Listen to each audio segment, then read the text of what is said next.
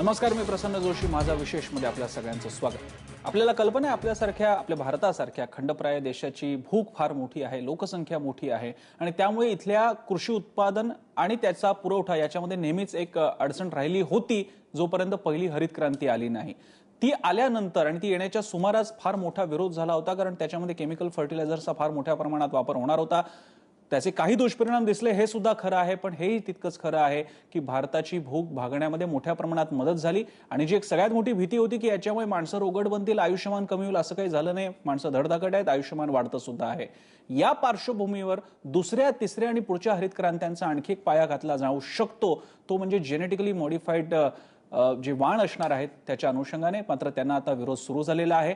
दोन्ही बाजू आहेत, दोन्हीकडनं रिसर्च सादर केले जात आहेत, दोन्हीकडून जागतिक तज्ञांची आकडेवारी दिली जाते, हवाले दिले जात आहेत, पण याच्यातून मार्ग निघत नाहीये. आणि आता हा मुद्दा जो आतापर्यंत काँग्रेसच्या कोर्टात होता तो आता भाजपच्या कोर्टात आलेला आहे. आणि पर्यावरण मंत्रालयानं जीएम वाणांच्या चाचणींच्या संदर्भात अजूनही कुठली ठोस भूमिका घेतलेली नाहीये, पण यासाठी नेमलेल्या कमिटीनं मात्र गो अहेड सिग्नल दिलेला आहे, ग्रीन सिग्नल दिलेला आहे. आता चेंडू आहे तो प्रकाश जावडेकर म्हणजेच पर्यावरण मंत्रालय म्हणजेच भाजपच्या कोर्टामध्ये. आणि आता स्वदेशी जागरण मंच जी संघाची एक शाखा आहे त्यांनी मात्र कडाडून विरोध केलेला आहे. जोडीला इतर एनजीओज आहेत, संघटना आहेत ज्यांचा या अशा जेनेटिकली मॉडिफाईड क्रॉप्सना, वाणांना, त्यांच्या चाचण्यांच्या बाबतीत आणि एकूणच या पद्धतीला विरोध आहे. यावरती आपली आज चर्चा असणार आहे की हा अशा प्रकारचा विरोध आहे. यावर बोलण्यासाठी आपल्यासोबत असतील स्वदेशी जागरण मंचाच्या सदस्या अमिता अजय पत्की, आपल्या सौभाग्यवती अमिता अजय पत्की नागपूरहून आपल्यासोबत आहेत. याशिवाय आपल्यासोबत असतील कृषी अर्थविषयक अभ्यासक मिलिंद मुरुकर, कृषी धोरणांचा त्यांचा अभ्यास आहे, त्यावरती ते नियमित लेखन करत असतात. डॉक्टर रत्नाकर महाजन काँग्रेसची भूमिका मांडतील, प्रवक्ते आहेत काँग्रेसचे. याशिवाय पर्यावरण तज्ञ आहेत डॉक्टर विश्वंभर चौधरी आपल्यासोबत पुण्याहून. आणि डॉक्टर बाबासाहेब आंबेडकर मराठवाडा विद्यापीठाचे जीवशास्त्र विभाग प्रमुख डॉक्टर मानवेंद्र काचोळे, ज्यांचा या विषयाचा खास अभ्यास आहे, ते सुद्धा आपल्यासोबत आहेत. आपल्या सगळ्यांचं स्वागत. सगळ्यात आधी आपण अमिता पत्की यांच्याकडे जाणार आहोत. अमिताजी, आम्हाला सांगा नेमकी स्वदेशी जागरण मंचाची याबद्दलची भूमिका काय आहे, का विरोध चालू आहे आपला? सगळ्यात पहिले तर आता विरोध करतात आहे याचाच माझा विरोध आहे की आम्ही आता विरोध नाही करत आहे. हो, आम्ही हा विरोध याच्या आधी पण दोनदा केलेला आहे. आणि आमची भूमिका सगळ्यात महत्वाची ही आहे की याचा जो परिणाम आहे त्याच्यावर आधी विचार केला पाहिजे. आणि कोणत्याही तंत्रज्ञानाला आमचा विरोध नाही आहे. ते जे तंत्रज्ञान आहे त्याचा वापर कशा पद्धतीने केला पाहिजे, त्याच्या जे टेस्ट आहेत त्या कशा झाल्या पाहिजे, याच्यासाठी आमच्या काही मागण्या आहेत. की याच्यासाठी एक इंडिपेंडेंट रेग्युलेटरी बॉडी असावी, स्वतंत्र नियंत्रण यंत्रणा असावी. हे जे टेस्ट जे सांगितले आहेत ते ओपन फील्डमध्ये न होता ग्रीन हाऊसमध्ये किंवा ग्लाउस हाऊसेसमध्ये व्हावे. आणि लॉंग टर्म इफेक्ट याचा काय आहे, खूप मोठ्या काळापर्यंत या प्रकारच्या बियाण्यांचा खाण्यासाठी जो उपयोग केला जाईल त्याचा काय परिणाम होईल याच्यासाठी पण संशोधन करणे आवश्यक आहे. ही आमची भूमिका आहे आणि ही आम्ही आज मांडलेली नाही आहे, ही आम्ही याच्या आधी पण मांडली होती आणि ते मान्य झालं होतं. बरं, पण अमिताजी, आता मी हा विषय मांडताना जसं आपल्याला कळलेलं आहे की मंत्रालयाकडे जाण्यापूर्वी याचसाठी नेमलेल्या समितीनं त्याला गो अहेड सिग्नल दिलेला आहे की अशा चाचण्या घ्यायला हरकत नाहीयेत. त्याच्यावरती आता निर्णय घ्यायचा. आणि पुन्हा तुम्ही जो चाचण्यांचा मुद्दा म्हणताय तोच तर त्यांच्या समोर आहे की चाचण्या घ्यायच्या आहेत. अजून जणू काय आता आपल्याकडे जेनेटिकल मॉडिफाईडचे वाण उपलब्ध होणार आहेत आणि लगेच शेती सुरू होणार नाहीये. मग अगदी इनिशियल चाचण्यांच्या स्टेजला विरोध काय? नाही, चाचण्या ओपन फील्डमध्ये नकोय आम्हाला. ओपन फील्डमध्ये चाचण्या झाल्या तर त्याचे जे परागकण आहे त्याचा काय परिणाम होईल याच्यावर आमचा विरोध आहे. की याच्यामुळे आपली बायोडायव्हर्सिटी कमी होऊ शकते, या परागकणांचा काय परिणाम होईल, कीटकांवर काय होईल, मानवांवर काय होईल. कारण श्वसनावर बंधन आपण घालू शकत नाही, ते हवेमध्ये पसरतील.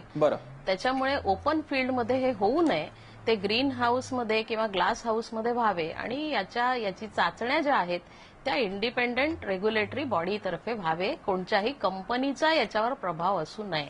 बरं, आपण मिलिंद मुरुकरांकडे जाऊयात. मिलिंद मुरुकरांची आणि या चर्चेमध्ये साधारणपणे स्वरूप असं आहे की मिलिंद मुरुकर आणि मानवेंद्र काचोळे यांचा त्या अर्थानं पाठिंबा आहे या नवीन प्रयोगाला आणि त्या प्रयोगाच्या पुढे एकूणच या पद्धतीला. तर दुसरीकडे रत्नाकर महाजन काँग्रेसची भूमिका सांगतील, कारण याच्यामध्ये थोडंसं राजकीय दृष्टिकोनातून बघावं लागेल. पण विश्वंभर चौधरी हे पूर्ण विरोध असं पण नाही आणि पूर्ण समर्थन असं पण नाही. काही कंडिशन्स ठेवून त्याला विरोध किंवा समर्थन करता येईल अशा भूमिकेचे आहेत. आपण मिलिंद मुरुकरांकडे जाऊयात. मिलिंद मुरुकरजी, ही संघप्रणित स्वदेशी जागरण मंचाची भूमिका आपल्याला पटते का?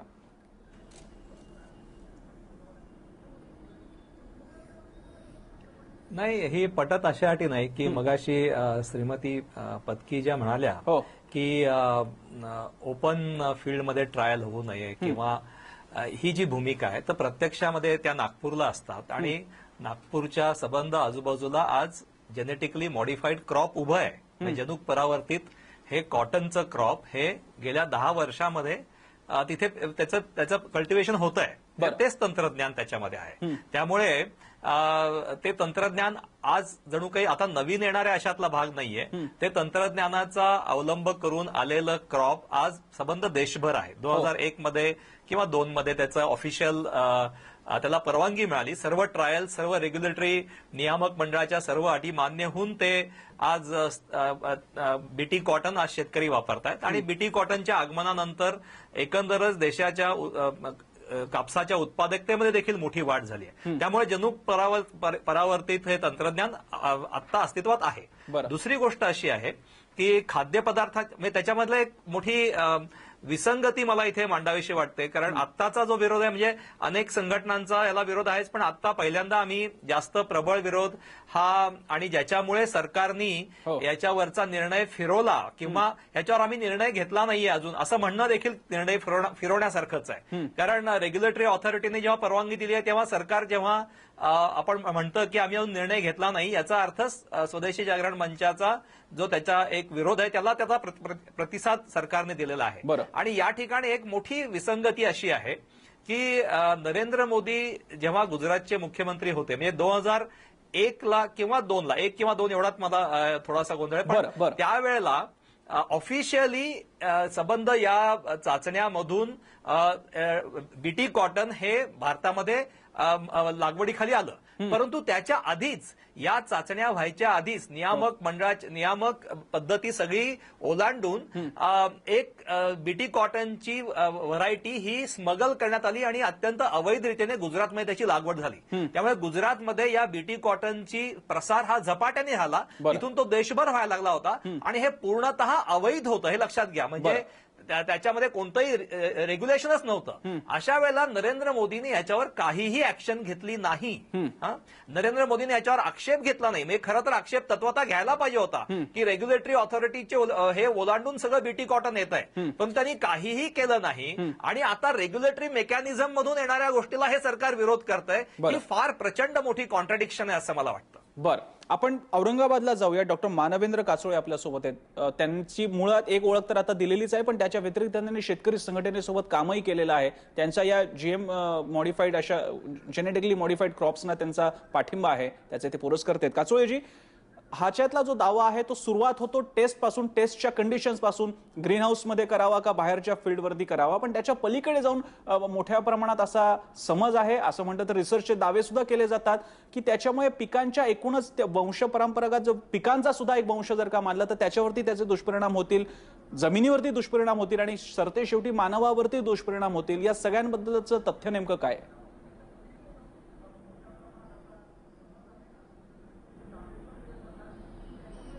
धरणं बांधायला घेतली त्यावेळेला धरणाच्या पाण्यामुळं काय काय होईल याच्याबद्दलच्या सुरस कथा आपण ऐकल्यात. हो.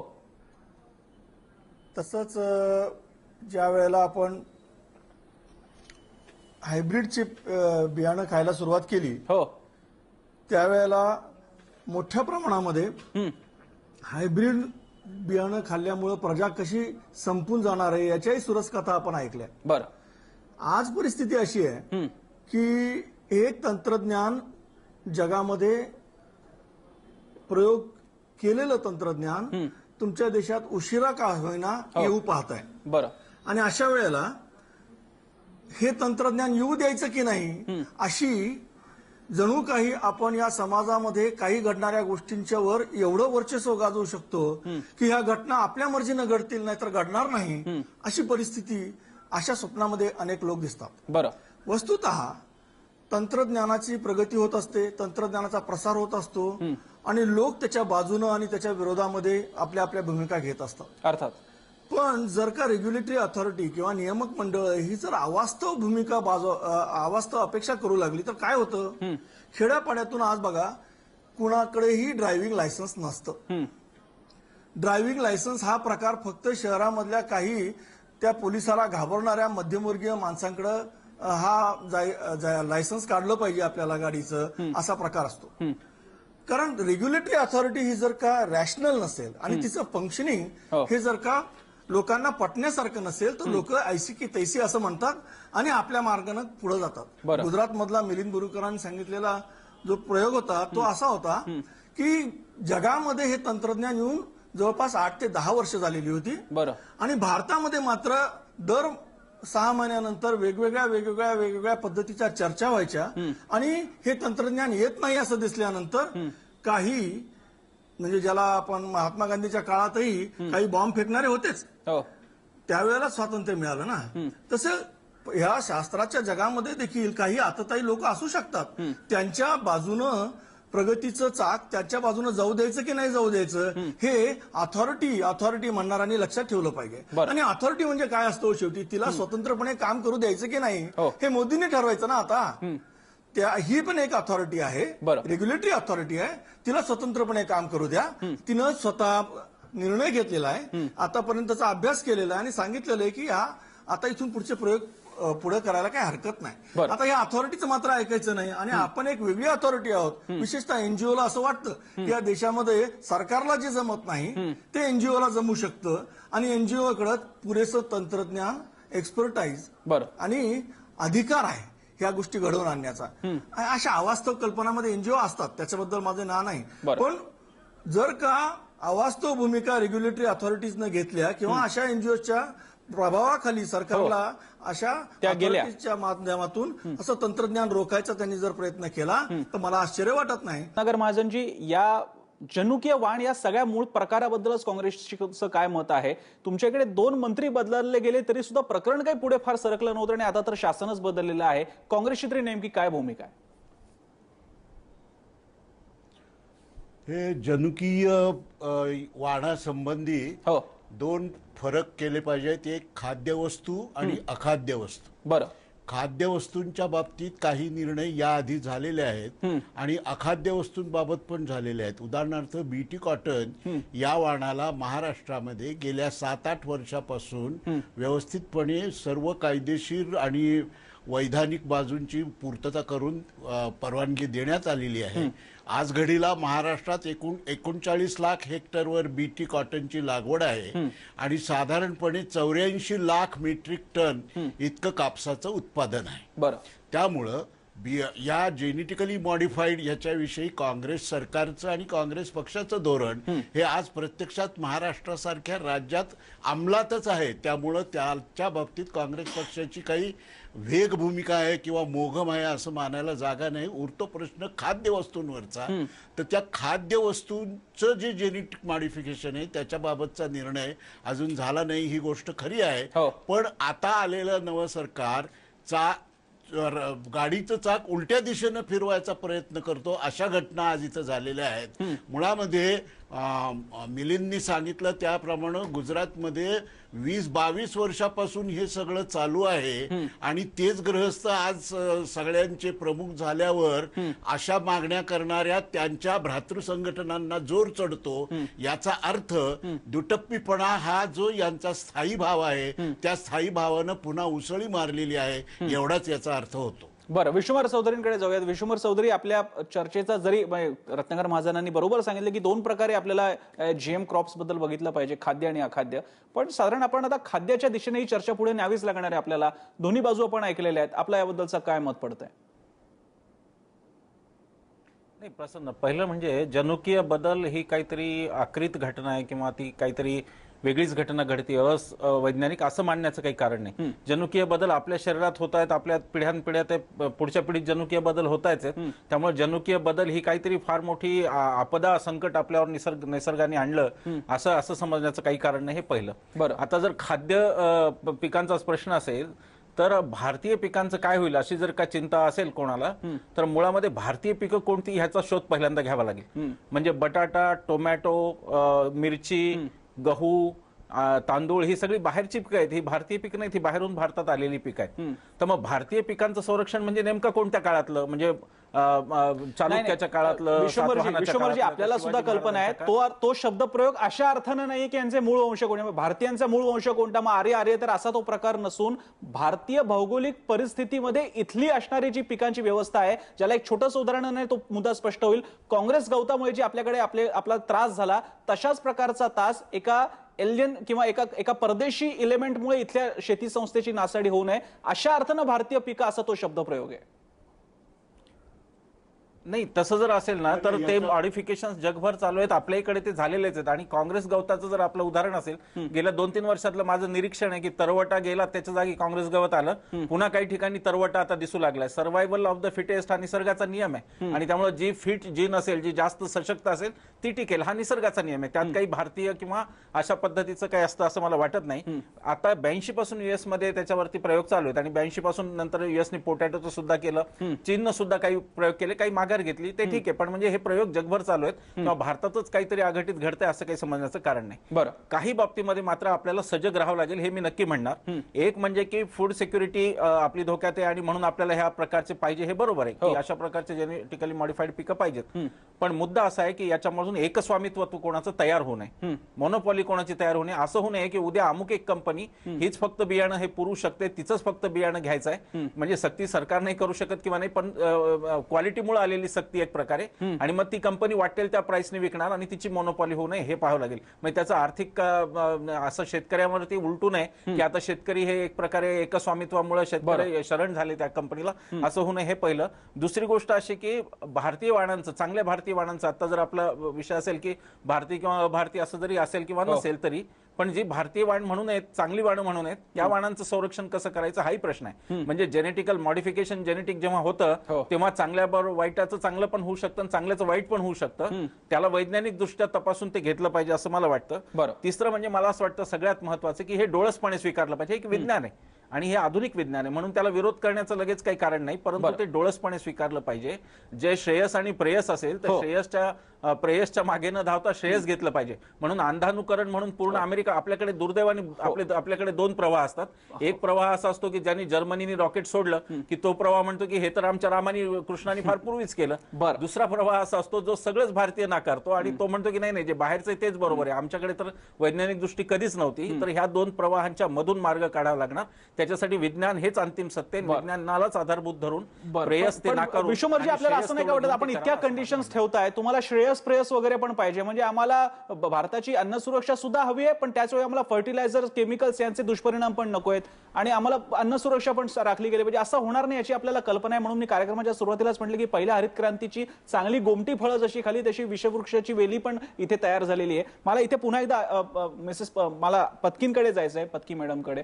पत्कीजी, प्रयोगांची पातळी तुम्ही सोडून द्या, मुळात स्वदेशी जागरण मंचाची जेनेटिकली मॉडिफाईड क्रॉप्सच्या बाबतीतच मुळात काय भूमिका आहे? हे तंत्रज्ञान ते सेफ ठरो किंवा न ठरला तर प्रश्नच नाही, पण समजा सेफ ठरलं तर तुम्ही विरोध मागे घेणार आहात?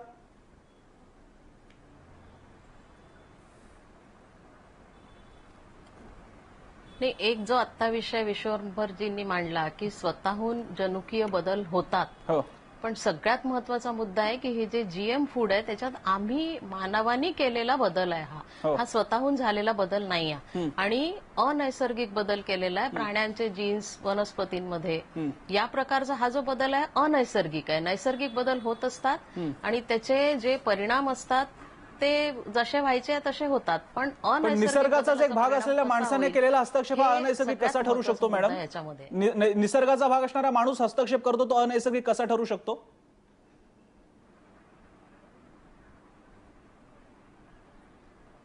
नाही, निसर्गाचा भाग माणूस आहेच, पण नैसर्गिकरित्या होणाऱ्या बदलामध्ये आम्ही आमच्या पद्धतीने वेगळे बदल करणं, प्राण्यांचे मानवात, मानवांचे प्राण्यात, हा बदल बरोबर नाहीये. हा जो जीएम फूड मध्ये होणारा बदल आहे, याचा आम्हाला विरोध आहे. नाही पण म्हणजे पत्कीजी पत्की मॅडम मी थोडंसं तुम्हाला थांबवतो, तुमच्याकडेच येतोय मी. तुम्ही पहिल्यांदा चाचण्यांना विरोध करत होता, तुम्हाला चाचण्यांच्या बाबतीत काही एक स्पेसिफिक काही तुमच्या कंडिशन्स होत्या ज्या लॉजिकल होत्या, पण आता तुमचं म्हणणं असं आहे की आमचा जीएम फूडलाच विरोध आहे, हे तुम्ही आधी क्लिअर केलं नव्हतं.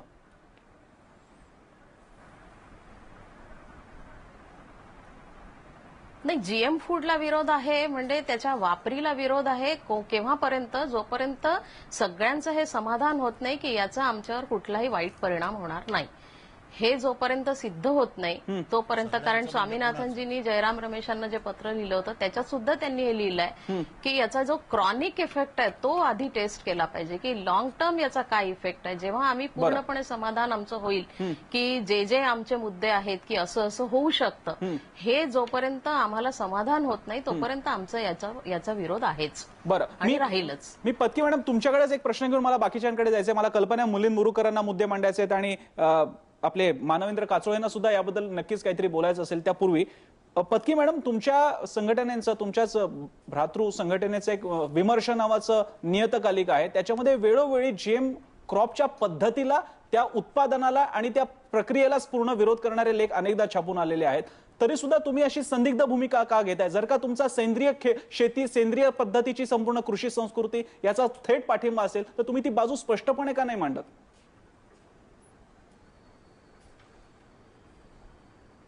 आम्ही स्पष्टपणेच मांडली आहे ना. याच्यात संदिग्ध काय आहे की याच्यामध्ये जोपर्यंत आमचं समाधान होत नाही तोपर्यंत आमचा विरोध आहेच. या तंत्रज्ञानाचा विरोध आहे, पण तंत्रज्ञान जर चांगल्याच कामासाठी होत असेल आणि याचा जर परिणाम चांगला होत असेल तर मग पुढे याच्यावर विचार केला जाईल. ठीक आहे, मुरुकर आणि काचोळेंकडे जायचंय. पहिल्यांदा मुरुकरांकडे. मुरुकरजी, आपला काय मुद्दा आहे त्याबद्दल?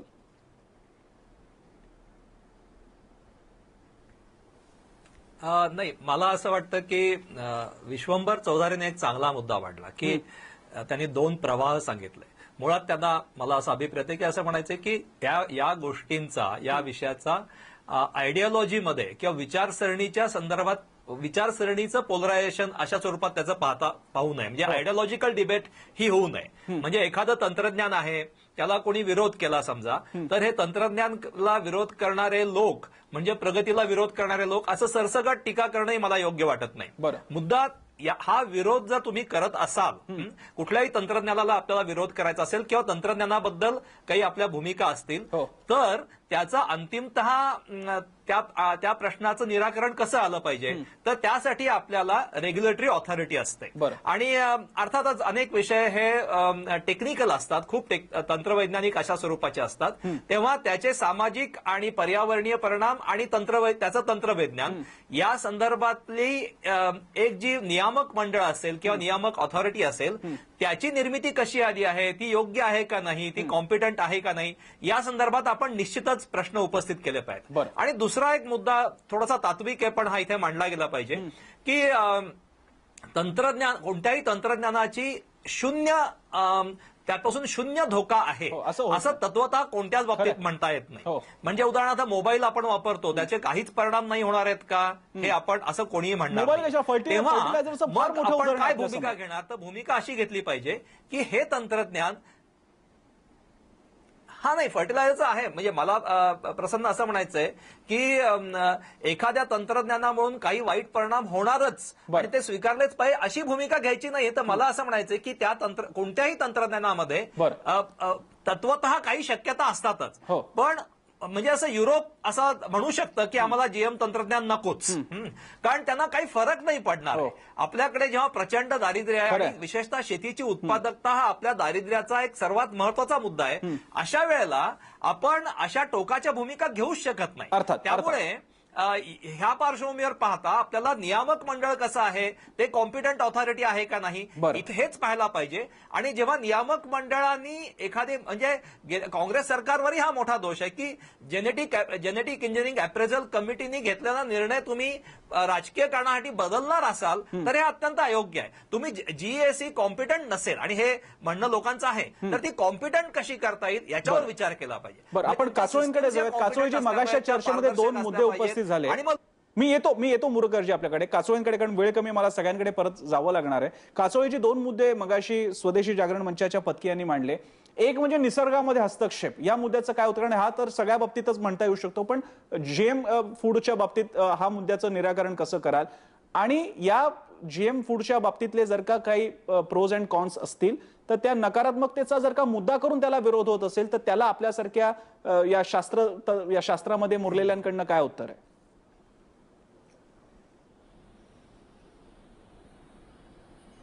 पहिली गोष्ट म्हणजे एक लक्षात घेतलं पाहिजे की व्हायरसेस, प्लांट्स, फंगाय, बॅक्टेरिया आणि ॲनिमल्स याच्यातल्या जीन्सचा एकमेकाच्या म्हणजे प्राणी जगतात जसा फ्लो असतो तसाच हा अक्रॉस द वर्ल्ड हा सुद्धा फ्लो असतो.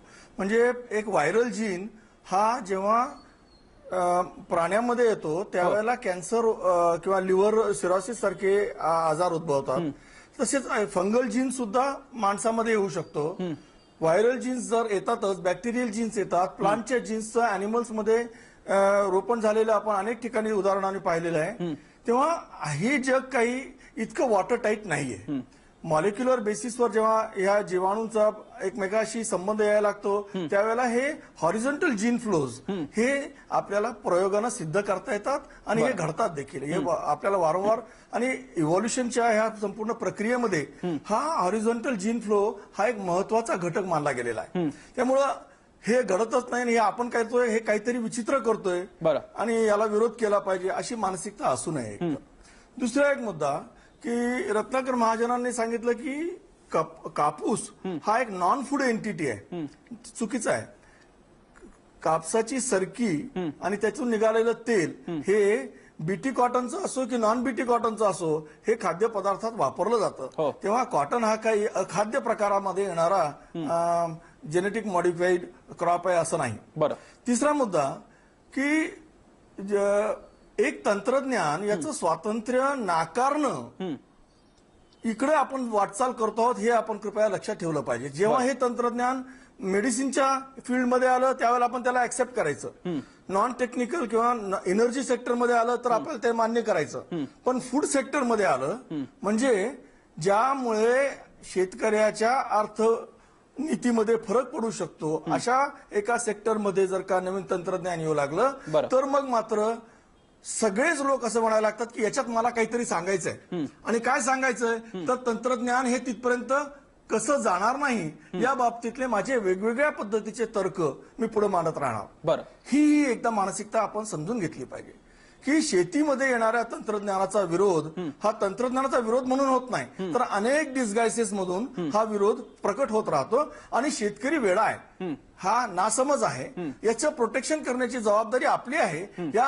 अशा नैतिकतेच्या कल्पनेमधून आपण वेगवेगळे कायदे, अगदी एपीएमसीचा कायदा असेल, एसेन्शियल कमोडिटीज ऍक्ट असेल, त्याला मिळणाऱ्या क्रेडिटच्या संदर्भातला कायदे, अशा अनेक मुद्द्यांच्या बाबतीत नेहमी राजकारण त्यातलं होत राहतं, अगदी स्थानिक पातळीपासून ते राष्ट्रीय पातळीपर्यंत. पण तुम्हीच मांडलेला मुद्दा आपण रत्नाकर महाजनांना विचारूयात. महाजनजी, आता जर का भाजप या बाबतीत, जसं जावडेकरांनी पण अतिशय सावध प्रतिक्रिया दिली की आम्ही नकार दिलेला नाहीये, पाईपलाईन मधली ही प्रोसेस आहे, जर का निर्णय खास करून खाद्य ज्याला आपण फूड सेक्टर म्हणू त्याच्यातल्या जीएम क्रॉप्सच्या बाबतीत निर्णय होत असेल तर काँग्रेसची भूमिका काय आहे?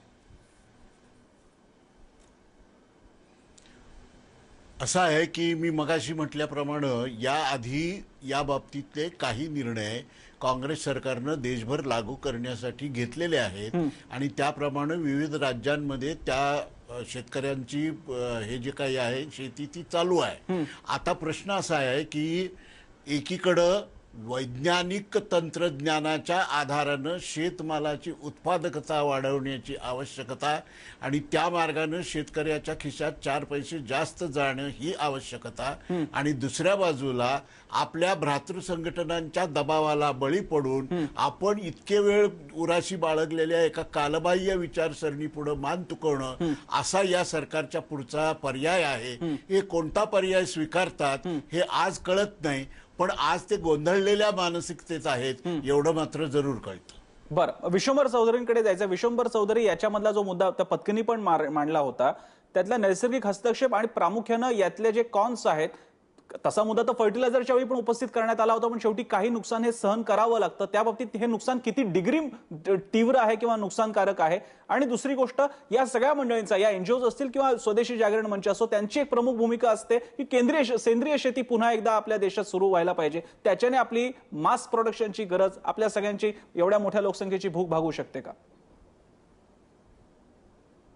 नाही, त्याचं स्पष्ट उत्तर नाही असेल. नॉर्मन बोरलॉग भारतात आले होते, जालन्याला आले होते अगदी 2-3 वर्षापूर्वी. त्यांनाही हा प्रश्न विचारला होता की त्यांनी स्पष्ट सांगितलं की सेंद्रिय शेतीवर जगाचं पोट आता नाही भरू शकत. त्यामुळे सेंद्रियचा म्हणजे एक सेंद्रिय पदार्थ पाहिजे, त्याचा एक हट्ट किंवा आग्रह, याला एक मर्यादा आहे, हे नक्की खरं आहे. पण मला एक सांगायला पाहिजे प्रसन्न, की पर्यावरणीय परिणामांचा अभ्यास पुरेसा झालेला नाहीये, हे आपल्याला नमूद केलं पाहिजे. त्याचं कारण असं की शेती हा पर्यावरणाचा एक अविभाज्य घटक आहे आणि शेतीची स्वतःची एक इकोसिस्टम आहे, स्वतःच्या प्रत्येक पिकाची एक स्वतःची इकोसिस्टम आहे आणि शेती मध्ये पण असंख्य जीव आणि हे जगता येते. म्हणजे माणूसच जगतो अशातला भाग नाही, तर इतर जीव सुद्धा जगतात. तर यांच्यावर नेमका काय परिणाम होईल?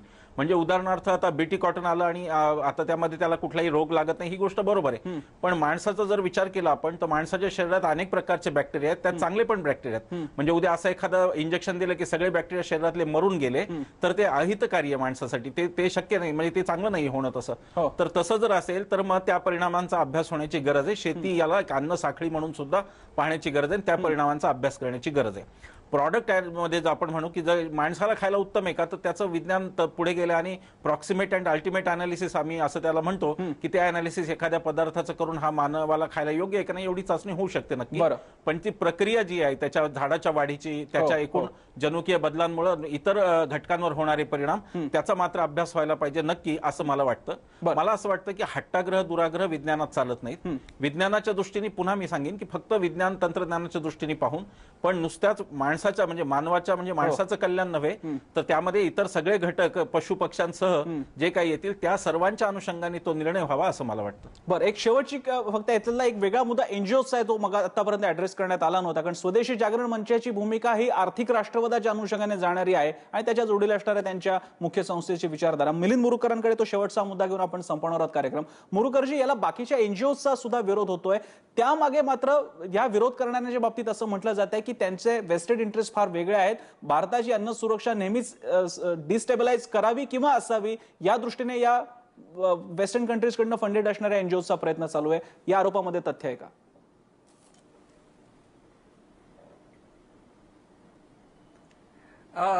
या कॉन्स्पिरसी थेरीज मला फार पटत नाही, कारण मला जे लोक दिसतात त्याच्यामध्ये खूप तळमळीने आणि पूर्णतः त्यांच्यात कोणताही वेस्टेड इंटरेस्ट दिसत नाही. मग त्यांना मिळणारा पैसा म्हणजे केवळ म्हणजे तो परदेशी पैसा आहे म्हणून त्यात काहीतरी हितसंबंध आहेत असं म्हणता येत नाही. उदाहरणार्थ संबंध अमेरिका आज जीएम तंत्रज्ञानाच्या बाजूने आणि अमेरिकेला सुद्धा भारताने जीएम तंत्रज्ञान स्वीकारायला हवं आहे. त्यामुळे अमेरिका तर सर्वात मोठा साम्राज्यवादी देश म्हणून आपण त्याच्याकडे पाहतो. त्यामुळे कॉन्स्पिरसी थेरी पाहिजे तर उलट्या दिशेने पाहता येईल की अमेरिका ज्या अर्थी भारतावर हे तंत्रज्ञान मॉन्सॅन्टो कंपनी आहे आणि भारतात हे तंत्रज्ञान आणतंय म्हणून त्याला आपण विरोध केला पाहिजे, अशी उलटी भूमिका घेण्यात येऊ शकते. त्यामुळे मला या कॉन्स्पिरसी थेरीज मध्ये फार हे अर्थ वाटत नाही आणि युरोपमध्ये त्याला प्रचंड विरोध आहे आणि हा जेन्युइनली तिथल्या एनजीओचा सेक्टरला जेन्युइनली असं वाटतं. म्हणजे ती चुकीची भूमिका आहे असं मला वाटतं. मुरुकरजी, शेवटचे 30 सेकंद पत्कींना बहुधा काहीतरी मुद्दा मांडायचा आहे, त्यांना आपण वेळ देऊया. तुमचा मुद्दा लक्षात आला की या कॉन्स्पिरसी थेरी दोन्ही बाजूने असू शकतात, त्यांना आपण तेवढ्या पुरताच ठेवूयात. पत्की मॅडम, तुमचा शेवटचा मुद्दा. हा, मला म्हणायचं हे आहे की शेतकऱ्यांच्या खिशात पैसा गेला तर काय, ह्याच्यापेक्षा आमचं म्हणणं हे आहे की शेतकऱ्याच्या खिशात जावा हेच आमचं म्हणणं आहे. एखाद्या विदेशी कंपनीच्या हातात हा पैसा जाऊ नये, हा महत्वाचा मुद्दा आहे. आणि अमेरिका स्वतः जर विरोध करते त्या तंत्रज्ञानाचा, आणि आम्ही फक्त असंच म्हणायचं का की फक्त अमेरिका करते म्हणून आम्ही करतो, अमेरिका स्वतःच्या देशातच याचा विरोध करते. आणि सगळ्यात महत्वाचा मुद्दा आहे की आम्ही असं का ठरवायचं की फक्त जीएम हाच एक आम्हाला पर्याय उरलेला आहे. अजून अनेक ठिकाणी अनेक वैज्ञानिकांनी हे मत प्रदर्शित केलेलं आहे की वेगवेगळ्या पद्धतीचा जर आपण वापर केला, आपल्याच काही देशात अंतर्गत असे काही संशोधन केले जे आपले आहेत, तर त्याच्या आधारे पण आपण पीक वाढवू शकतो. आणि सगळ्यात महत्वाचा मुद्दा सगळीकडे हा लक्षात आलेला आहे की जीएमचा वापर करून पिकामध्ये खूप मोठी वाढ होत नाही. ती एक कीटकांचा नाश करण्याची जे तंत्रज्ञान आहे, पिकात वाढ झाली आहे असं अनेक ठिकाणी दिसून आलेलं नाहीये. आणि हे जसं इतर वैज्ञानिकांचे मत सांगितले तसे असेही वैज्ञानिकांचे मत आहेत की याला पर्यायी दुसरं तंत्रज्ञान राहू शकत नाही का, आम्ही जीएमचाच का वापर करावा. बरं, या दोन्ही बाजू आहेत आणि त्याला मला कल्पना आहे की एका तासामध्ये या सगळ्या बाजू डिस्कस होणार नाहीयेत, पण किमान या निमित्तानं ही सारखी चर्चा मेनस्ट्रीम मध्ये राहावी, त्या निमित्तानं दोन्ही बाजूचं विचारमंथन, चर्चाचरविचारण व्हावं आणि त्या दृष्टीने काहीतरी शेवटी निकाल लागावा, निर्णय घेतला जावा. एकीकडे आपल्या प्रदूषणाचे तोटे पण आहेत, म्हणूनच आपल्याकडे अमेरिका आणि बाकीचे देश कार्बन जो सगळा डिस्चार्ज आपण करतो त्याच्याबद्दल बंधन आणण्यासाठी प्रयत्न करत असते, पण शेवटी आपली इंडस्ट्रियलिस्टची आपली गरज आहे इंडस्ट्रीजची, त्यामुळे आपल्याला ते करावं लागतं. या जीएमचे सुद्धा काही तोटे असू शकतात, पण शेवटी मग इकडची भूक भागवायची कशी, सेंद्रिय शेतीची बाजू घेतली जाते, त्याला मर्यादा आहेत, हे सारखे मुद्दे समोर येत राहतील. त्यासाठीच ही शेवटी चर्चा असते. या चर्चेसाठी आपल्याला सगळ्या मान्यवरांनी वेळ दिला, आपण त्यांचे आभार मानूयात आणि या चर्चेमध्ये थांबूयात. पाहत राहा एबीपी माझा.